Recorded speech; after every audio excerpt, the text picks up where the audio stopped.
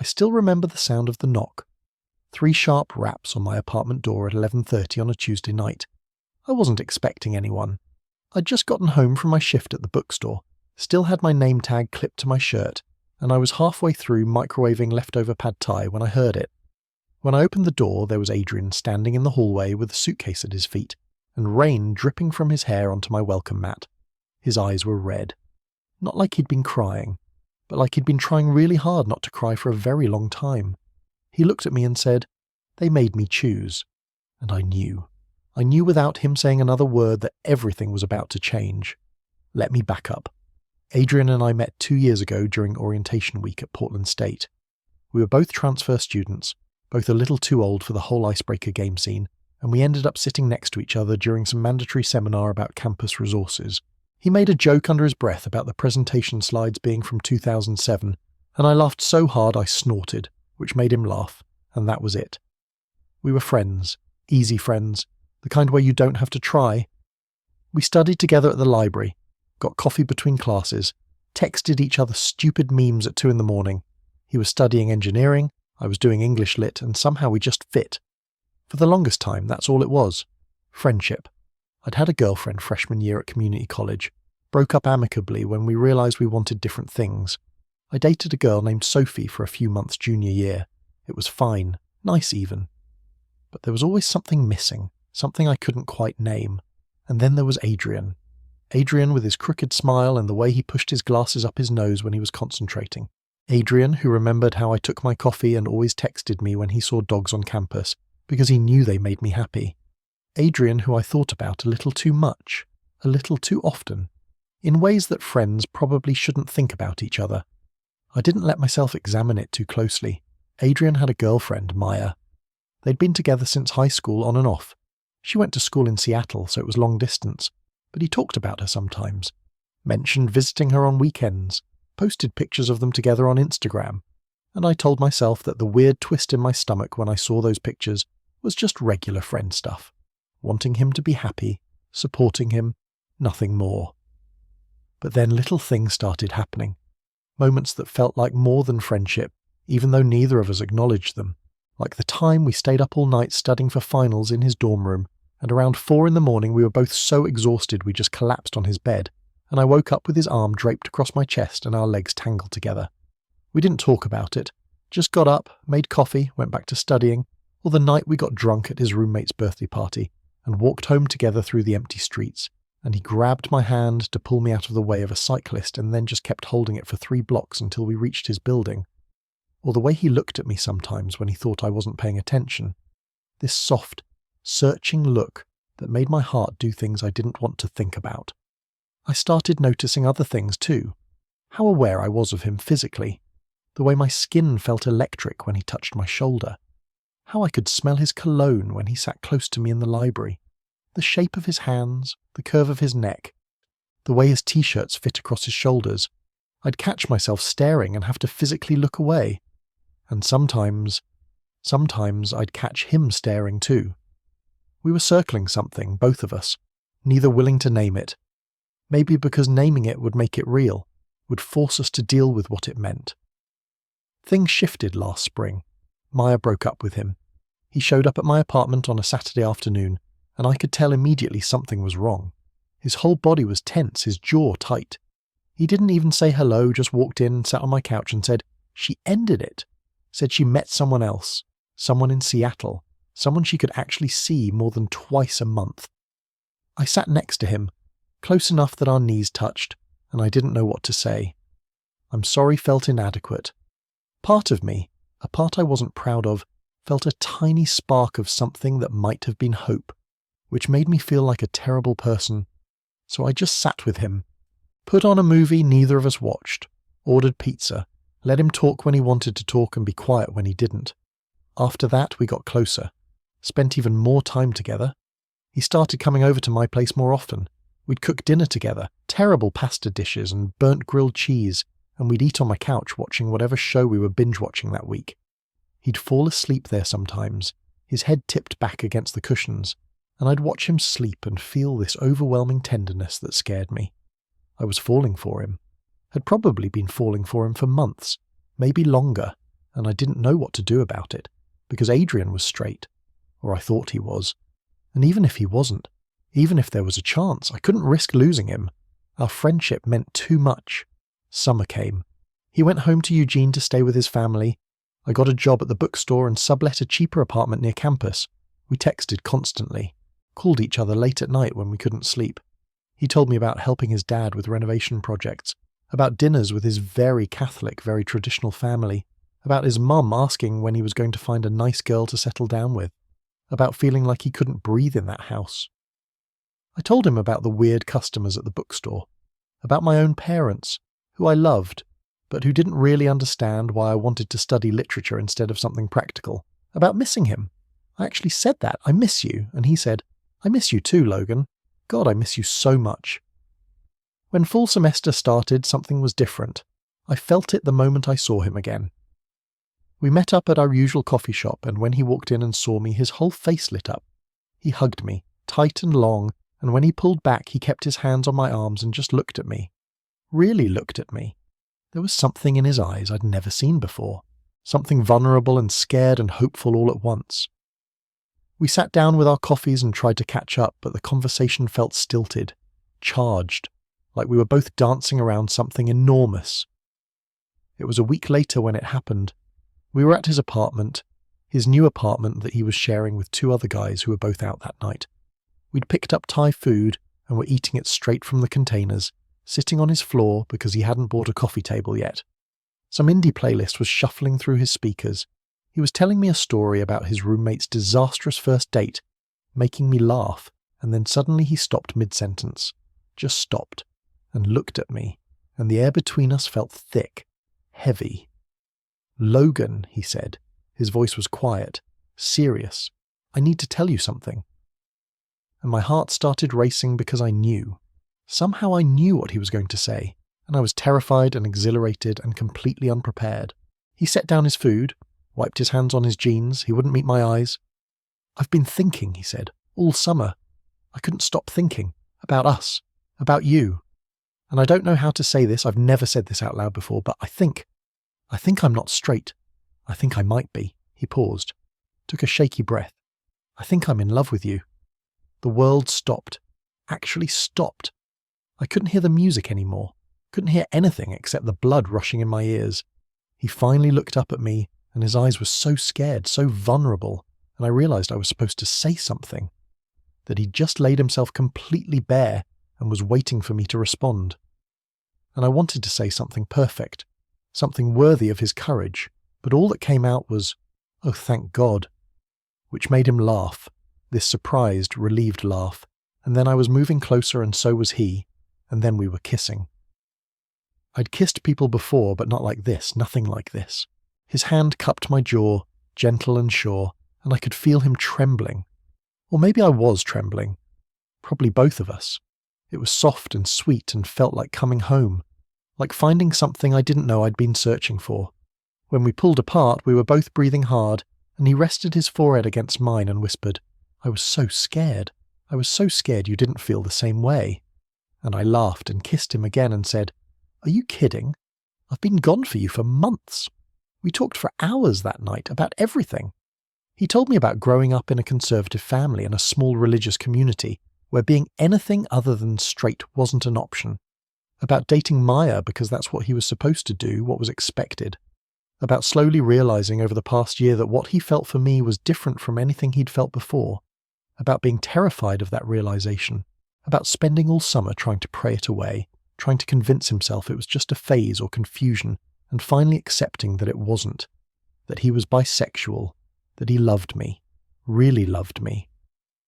I told him about my own journey, about thinking I was straight for so long because I'd only dated women, about the moment I realized I was attracted to him and how much that scared me, about all those nights I lay awake thinking about him, wanting him, feeling guilty for wanting him, about being terrified of losing his friendship. We cried a little, laughed a lot, kissed more, and by the time the sun started coming up we'd fallen asleep on his floor, wrapped around each other, and I'd never felt more certain of anything in my life. The next few weeks were like living in a dream. We were together, actually together, and it felt surreal and perfect. We were careful on campus, not hiding exactly, but not advertising either. Adrian wasn't ready for that yet. He needed time to figure things out, to get comfortable with this new identity. I understood. We'd hold hands in my apartment, kiss in his car, go on dates to places where we were unlikely to run into anyone we knew. It wasn't ideal, but it was ours, and I was so happy I didn't care. But I could see him struggling, wrestling with something internal. He'd get quiet sometimes, distant, pull away, then come back and hold me tighter, like he was afraid I'd disappear. He talked to his roommates about me, came out to them as bi, and they were cool about it. Supportive. That helped. But his family was different. He talked to them every Sunday, these obligatory phone calls where his mum asked about school and church and whether he was dating anyone nice. He'd lie, say no, say he was focusing on his studies, and I could see how much those lies cost him. In October, his mum called to tell him they were expecting him home for Thanksgiving. The whole family would be there. His grandparents, aunts, uncles, cousins. She wanted him to bring someone, she said. A girlfriend, if he had one. She was worried about him, she said. He'd seemed different lately. Distant. She thought a nice girl might help. Adrian told me about this conversation while we were lying in my bed, his head on my chest, my fingers running through his hair. His voice was flat, defeated. I don't know what to do, he said. I can't keep lying to them, but I can't tell them the truth either. They'll never accept it, never accept us. I wanted to tell him it would be okay, that his family would love him no matter what, but I knew that wasn't always true. I'd heard enough stories, seen enough pain, to know that coming out could cost people everything. So instead I just held him and said, whatever you decide, I'm here, I'm not going anywhere. He kissed my collarbone and whispered, I love you. And I said it back, meaning it with everything I had. Thanksgiving came and went. Adrian went home. Didn't tell them. Came back to Portland quiet and sad, and it took him days to feel like himself again. Christmas was the same. He went home, pretended, came back hollowed out. I hated seeing him like that. Hated that he had to choose between his family and his truth, between them and me. But I didn't push. This had to be his decision, his timeline. Then came spring break. His parents called in March, said they wanted him to come home, that they needed to talk to him about something important. He was nervous but went, and when he came back 3 days later he looked destroyed. He came straight to my apartment, let himself in with the key I'd given him, and just collapsed into my arms. They know, he said. His voice was muffled against my shoulder. They know about us. Someone from church saw us together, at that restaurant in Beaverton where we thought we'd be safe. They told his parents, and his parents confronted him, demanded to know if it was true, if he was gay, if he was in a relationship with me. He told them the truth, told them he was bisexual, that he loved me, that I made him happy, and they lost it. His mum cried, his dad yelled.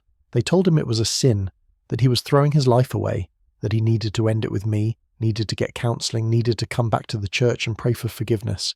They gave him an ultimatum, end the relationship and come home, return to the faith, be the son they raised, or don't come home at all. Choose us or choose him. They wanted an answer by the end of the semester. The next 2 months were hell. Adrian was a mess, barely eating, not sleeping. His grades started slipping. He'd have panic attacks in the middle of the night, and I'd hold him and talk him through them and feel completely helpless. He loved his family. Despite everything, he loved them. And the thought of losing them was killing him. But he loved me too, and the thought of losing me was killing him just as much. I told him I'd understand if he chose them, that I wouldn't blame him, that family was important. But he'd just shake his head and say, you don't understand, I can't lose you, I can't. Finals week came. He was supposed to go home the day after his last exam. His mum had been texting him, asking if he'd made a decision, reminding him that they loved him but that they couldn't support his lifestyle, that they were praying for him. The texts made him physically ill. He'd read them and have to run to the bathroom. I watched him unravel and felt powerless to stop it. The night before he was supposed to leave, we were in my apartment. Neither of us had said much. We were just existing in the same space, both dreading tomorrow. Around 10, his phone rang. His mom. He answered. Put it on speaker so I could hear. She was calm, cold, asked if he'd made his choice. He looked at me. His eyes were full of tears, and he said, Yes, I've made my choice. I choose Logan. I choose myself. I'm not coming home. The silence on the other end was deafening. Then his mum said, very quietly, "Then you're not welcome here anymore. Your father and I have discussed this. If you choose this life, you're choosing to leave this family. We love you, Adrian, but we can't watch you destroy yourself. When you're ready to come back to God, our door will be open." But not before, and she hung up. Adrian stood there holding his phone, staring at it like he couldn't believe what had just happened. Then he started crying. Really crying. The kind of crying that comes from somewhere deep and broken. I held him, walked him to the couch, sat with him while he fell apart. He cried for an hour, maybe longer, and when he finally stopped, he looked at me with swollen eyes and said, "I'm homeless. I was supposed to stay with them for the summer. I don't have anywhere to go." And I said, "You'll stay here, with me, for as long as you need, forever, if you want." Which brings me back to that Tuesday night. The knock on my door. Adrian standing there with his suitcase. He'd gone to his apartment to pack his things, to figure out his next move. His roommates were gone for the summer. The lease was up. He had nowhere to go except here, to me. He said his family made him choose, and he chose me, chose us, chose himself. And yeah, it hurt. Yeah, he was grieving. But he was also free. Free to be himself. Free to love who he wanted. Free to build a life that was actually his.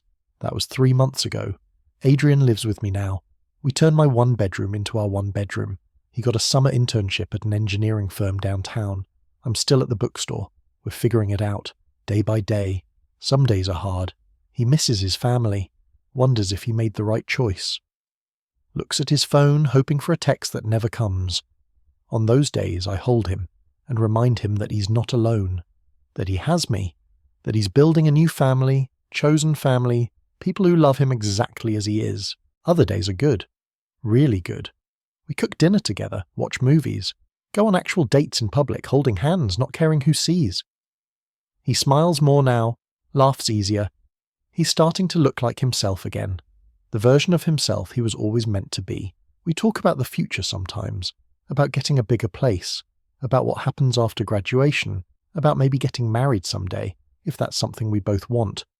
It's scary and uncertain and nothing like I imagined my life would be. But it's also beautiful, it's real, it's ours. His family hasn't reached out. Maybe they never will. That's their choice, their loss, because Adrian is incredible. He's kind and smart and funny and brave, braver than anyone I've ever met.